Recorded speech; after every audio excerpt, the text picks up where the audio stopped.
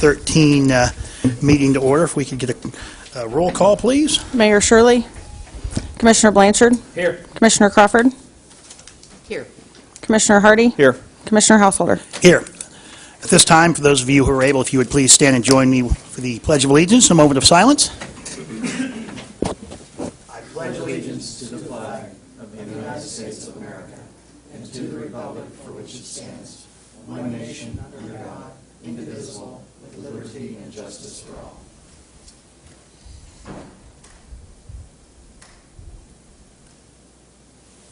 Thank you.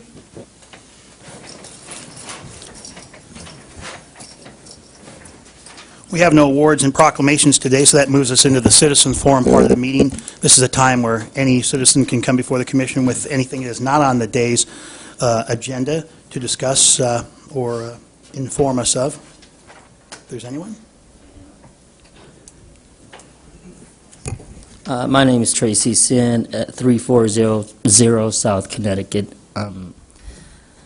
Would any of you please explain to me what is it that the Chamber of Commerce do for the city of Salina and for the county of Salina? Well, what exactly do they do beside economic businesses and stuff like that? Do we really need them?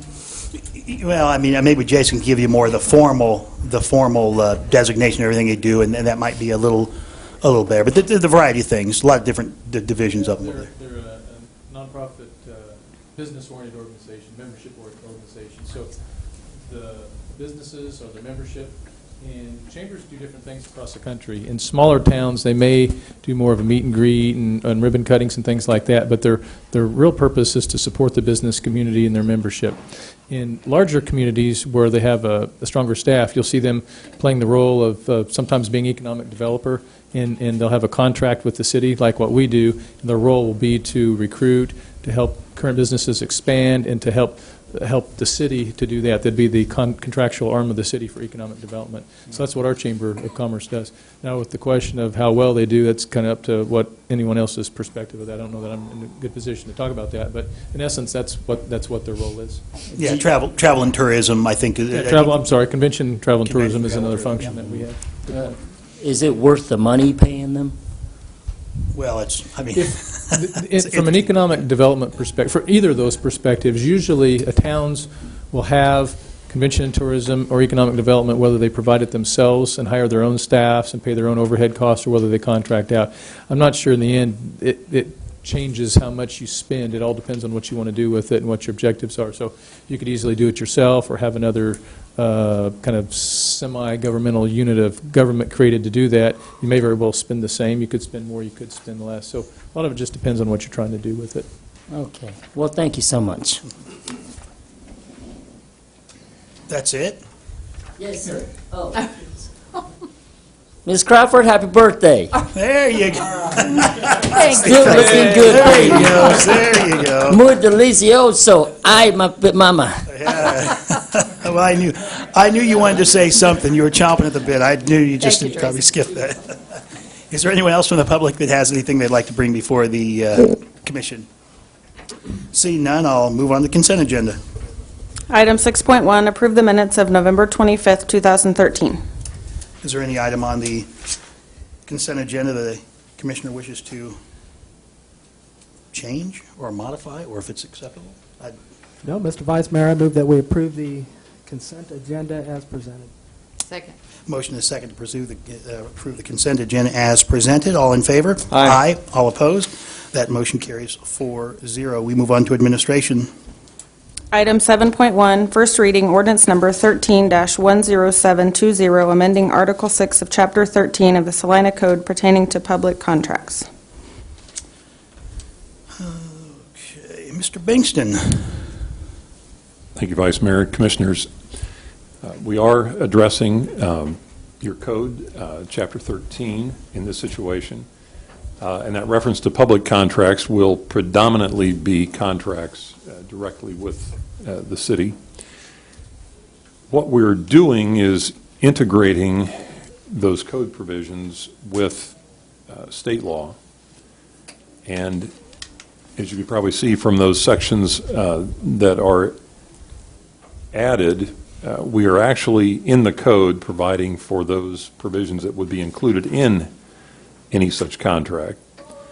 That makes it abundantly clear that the contractor and any subcontractor is held both to the local code standard as well as state law standards with regard to the protections against discrimination, and also making it clear that if there is determined to be a violation, whether it be of the state law or our local code provisions, that is the basis for termination of that contract, should that be found to be the case. There is an exemption, that is if those contractors would not be considered an employer. That is a function of that an employer has 4 employees or more. And there is a $5,000 exemption. Now that's in the aggregate, and we watch out for that to be sure that there's not an cumulative number of contracts less than 5,000. If any time cumulatively that number goes over 5,000, we regard that as being applicable to that party that's entering into contracts. The $5,000 is the exemption provided as a matter of state statute as well.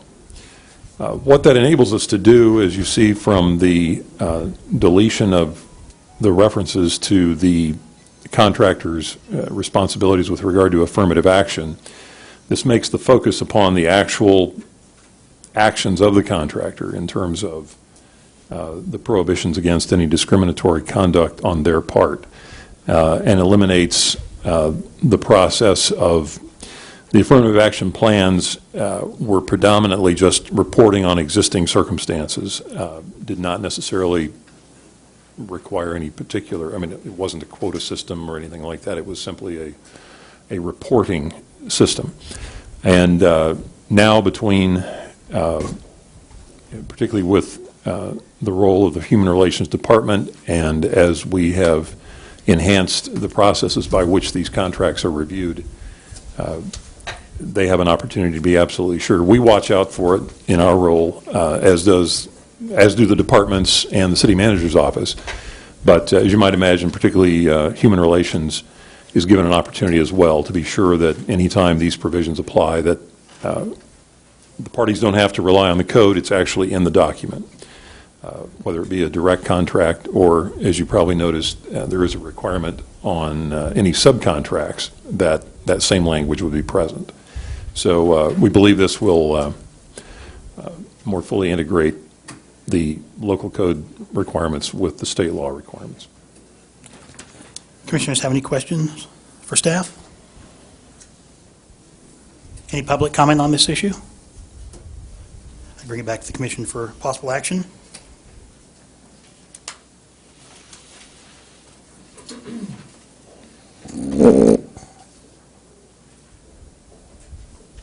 Mr. Vice Mayor, I move that we adopt ordinance number 13-10720, amending Article 6 of Chapter 13 of the Salina Code pertaining to public contracts and repealing the existing sections.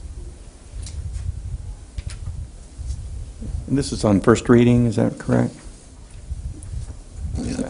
Yes, that is correct. I'll second the motion.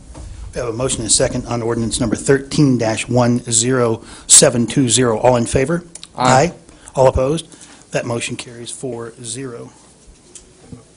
Item 7.2, resolution number 13-7042, amending resolution number 13-6987, authorizing the improvement or re-improvement of certain main traffic fares and providing for the payment of the cost.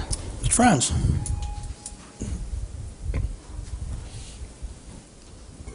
Mayor and Commissioners, thank you. The original resolution here, 13-6987, was passed earlier this year in relation to authorizing expenditures for improvement to the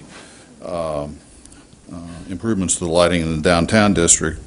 With the approval of change order number 2 several weeks ago, increasing the cost of the project, it then now becomes necessary to also increase the authorization so that we can issue bonds in order to finance the difference in the costs. This increases the authorization of the project from $3,110,000 to $4,110,000 to accommodate that change order. Anticipate that the project will be included in the 2014 bond issue in August.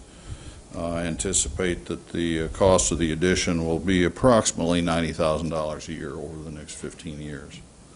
I'd be glad to entertain any questions you might have. Any questions for staff? Yeah, Mr. Franz, on this, on the,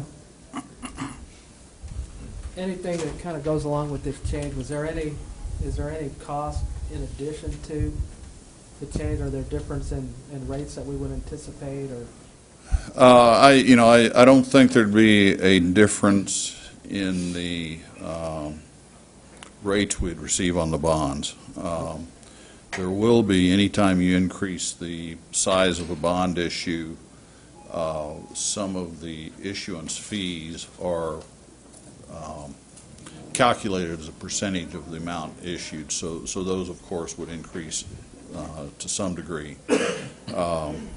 Fortunately, most of those are on a declining scale, so the larger your bond issue, the smaller percentage you pay as issue fees, but it's still going to be more. Very good. Question, I think, for Mr. Gage. Do you know what the expected life of this project is? Well, I would say for the, you're talking specifically the wiring? Correct. I would say at least 20 years. Very easily could be 30 years or more. A lot of it depends on quality of work and whether moisture gets into the conduits. If you can keep moisture out, the wiring can last a lot longer. If moisture gets in, it can deteriorate it. So I'd say at least 30 years. Thanks, sir. Any comment from the public on this issue? Seeing none, I bring it back to the commission for any further discussion or possible action.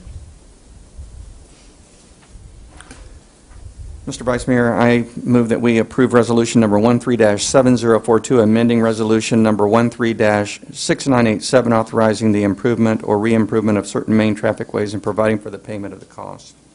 Second. I have a motion and a second to adopt a resolution number 13-7042. Any further discussion? Seeing none, all in favor? Aye. Aye. All opposed? That motion carries 4-0. Thank you.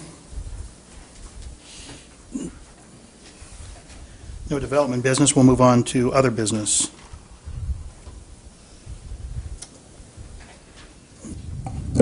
I have two executive sessions to call here. Is that correct? That's correct, Commissioner. We would appreciate the opportunity to have a brief, possibly record-setting 5-minute executive session with you in regard to a particular item, and action could potentially follow that, is why we were bifurcating them. And then when we come back, would be asking for the opportunity to go back in for 20 minutes further. So I suppose it'd be easiest just to do the first one to start Okay. with. Very well then, Mr. Vice Mayor. I move to recess into executive session for 5 minutes to discuss with legal counsel matters subject to the attorney-client privilege for the reason that public discussion of those matters would waive the privilege and adversely affect the city's interest in the matters, and reconvene at 4:20 p.m. Second. Have a motion and a second to convene into executive session for 5 minutes. All in favor? Aye. All opposed? We're in executive session.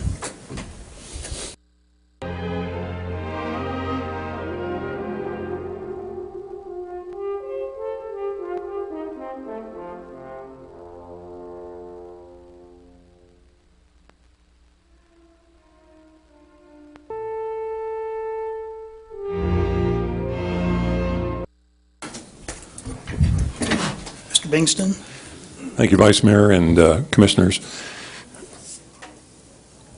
Our discussion was prompted by our receipt today of the memorandum of opinion of the Kansas Court of Appeals in what has come to be known as the tipping fee case.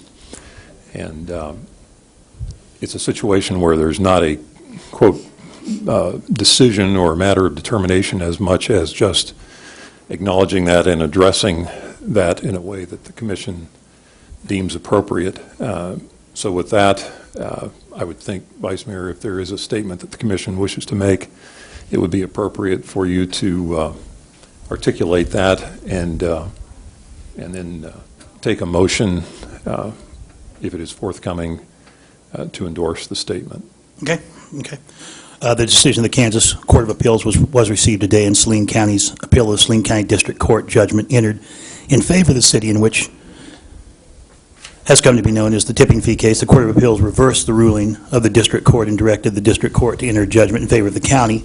The city expresses its appreciation for the role of Saline County District Court and Kansas Court of Appeals in addressing the matter, and will not petition the Kansas Supreme Court to review the decision of the Kansas Court of Appeals, and will promptly reimburse the county for the $148,845 bond payment at issue in this case, following entry of judgment by the district court as directed by the Court of Appeals. I would entertain a motion to endorse that statement. So moved. Second. Have a motion and a second to approve our endorsed statement. All in favor? Aye. Aye. Those opposed? That is approved. Does that satisfy your Yes, thank you need very for much. public notice? Well, the appeal aspect, Sure, and just, sure. it is one of those situations where we did, there was a dispute. We had the benefit of the judgment of the Saline County District Court and the work of the Court of Appeals in addressing the matter, and that's, we've seen the process run its course. So, Thank you. We appreciate your work in the matter as well. thank you. Mr. Vice Mayor, I move to recess into executive session for 20 minutes to discuss with legal counsel matters subject to the attorney-client privilege for the reason that public discussion of those matters would waive the privilege and adversely affect the city's interest in the matters, and reconvene at 4:45 p.m. Second. Have a motion and a second to convene into executive session. Do we anticipate any action after this? We do not. All in favor? Aye. Opposed? We are in executive session.